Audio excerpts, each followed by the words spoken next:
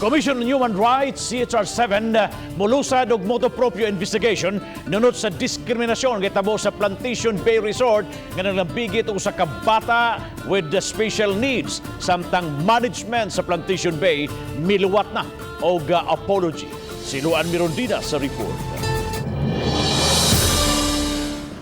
Gitahasan na ni CHR-7 Regional Director Attorney Arvin Odron si CHR-7 Chief Investigator Leo Villarino sa pagpahigayon og investigasyon sa gikatahong diskriminasyon sa Plantation Bay nga naglambigit sa usa sa ilang mga guest, kansang anak usa ka batang with special needs. Matod sa Regional Director nga bisan pa man kun wa pa sila nadawat nga formal complaint gikan sa inahan sa bata, ang CHR-7 na ang mangita og paagi aron makuhaan og habig ang inahan sa bata ug ang management sa Plantation Bay. So I will call on the mother to please contact the CHR and if possible, do not resort to social media to protect likewise kay natay mga rules on the use of social media. Miabot sa dulan 5,000 ka mga shares ug libuan ka mga comments ang post ni May Pahes, usa sa mga guest sa Plantation Bay ni adtong weekend. Sa post, iyang gisaysay ang ilang kasinatian uban sa iyang anak nga si Finn nga kaduha gibalik-balikan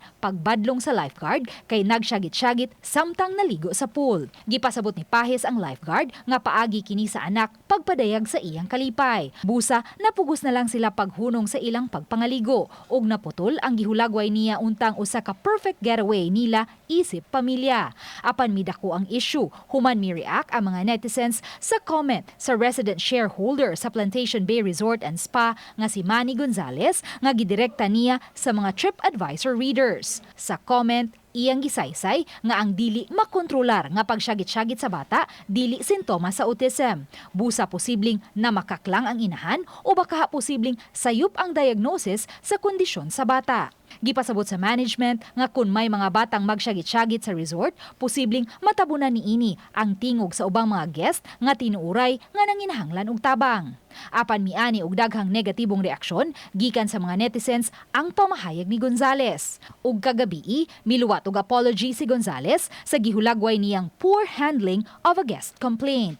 Apan sa gihapon, nakaani kini og mga negatibong reaksyon tungod sa paggamit ni Gonzalez sa mga pulong nga mother's motives ug mother's pride. Giswayan sa RTV Balitang Bisdak, pagkuha ang habig sa hotel guest nga si May Pahes. Apan mipasabot kining gitambaga na siyang dili na muluwat og dugang pamahayag kabahin sa hitabo.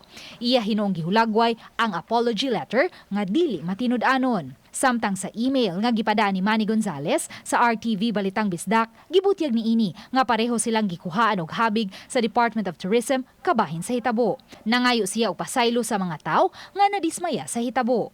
Iyang gibutyag ang posibilidad nga maapektuhan ang ilang sales nunot sa mikatap nga #boycott Plantation Bay sa social media apan tungod kay wa na sila'y mahimo niini, dawato na lang nila ang unsa may mahitabo.